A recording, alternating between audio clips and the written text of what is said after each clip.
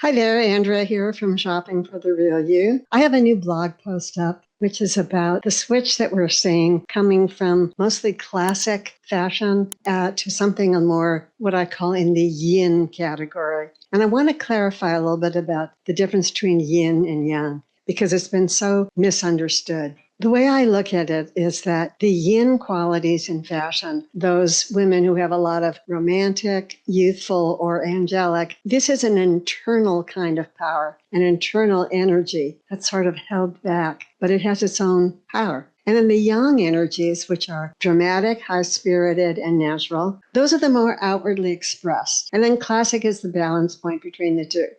So I hope that clarifies because I get annoyed when people talk about feminine and masculine, and that doesn't pertain here. It has to do with the energetic quality that is expressed through your features, through your expression, through your body, and then through your clothing. That's it. This blog post, I'm talking about the difference between what we've been seeing mostly in fashion for the past several years, which has been a really strong emphasis on classic. You see a lot of these things, YouTube and Instagram on old money style. It's very sophisticated, simple lines, classic, elegant, timeless looks. And those aren't going out of style anytime soon, right? However, what we're starting to see is that women are craving something that has a little bit more softness to it, that has a little bit more allure, a little bit more sometimes sassiness, although that's mostly high-spirited. But it has to do with a little bit more expression of softness is what I would call it. So what I'm seeing is 5 categories. And I'm going to have a link to the blog post here. I have links to every item, so you'll want to check that out. So the first thing we're seeing is that in the spring and the summer, and we're in the northern hemisphere up here. If you're in the southern hemisphere, get ready to look at these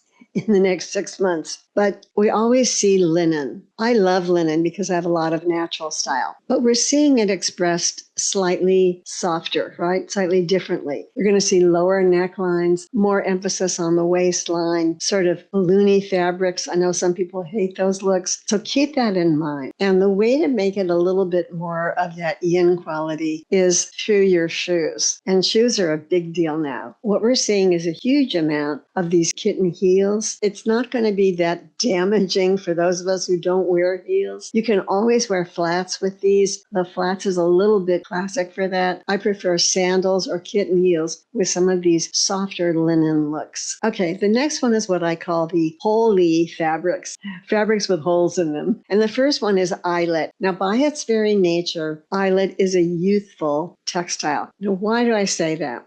The basic fundamental structure of eyelet, the background material is a stiffer cotton. And when you have more stiffness in the textile, that's a youthful quality. It's kind of a playful, perky thing. And when there are holes in it, those holes are usually round or oval in shape. And those are also yin shapes, but mostly youthful. So we're seeing a huge amount of eyelet now. And I think it's just sort of playful and fun. If you find one in your ideal colors and you're not really a youthful type, I give you a pass. Go ahead, wear it. It's summer, it's spring. You want to feel that freshness. And that is what eyelet is. It's a fresh material. And with those, I would suggest things like woven shoes. You're going to see a lot of these. We used to see them in huaraches. Huaraches would work, right? But I love some of the ones that have some sophistication to them. You can also wear some of these fisherman sandals. I would avoid the kind of heavy looking ones that have thick soles and thick straps. If it's in a lighter color or just has a little lighter feeling and a flatter, not a heavy sole, that would work okay with some of these eyelet looks. And then we're seeing lace, but really what this is, it's a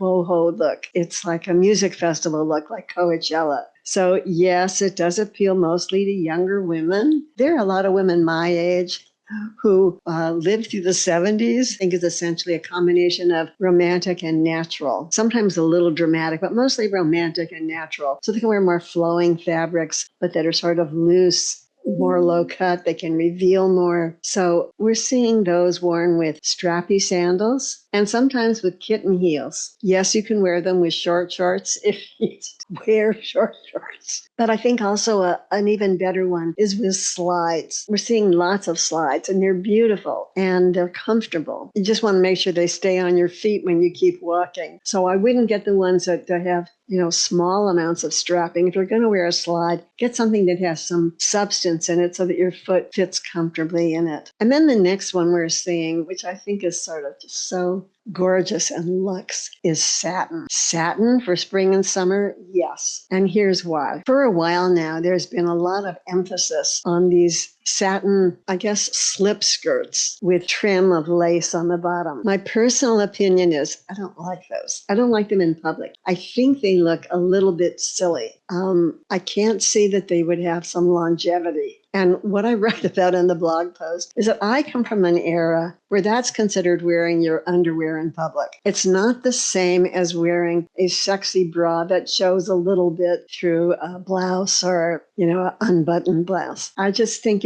I don't like it. I'll just put it that way. If you do, God bless you, go ahead. You're probably younger than I am. But what I love are the loose satin pants. And those, they're sort of flowy and drapey. They have a very 1940s, late 30s kind of look to them. It's sort of a Hollywood glam, but it has a little bit of casualness to it because they're loose and flowy and they sort of huddle a little bit around the feet, not to drape on the floor, but you get the idea. And so there's tons of those in lots of colors and terrific price ranges. You can find them super cheap in polyester. I avoid polyester, but you can find them for not very expensive in actual mulberry silk. They're all listed on the blog post. And then those would go best with strappy sandals, or you can wear them with ballet flats. If the ballet flat is very simple and somewhat refined, you could wear them with mules. Mules would be great. Or a kitten heel.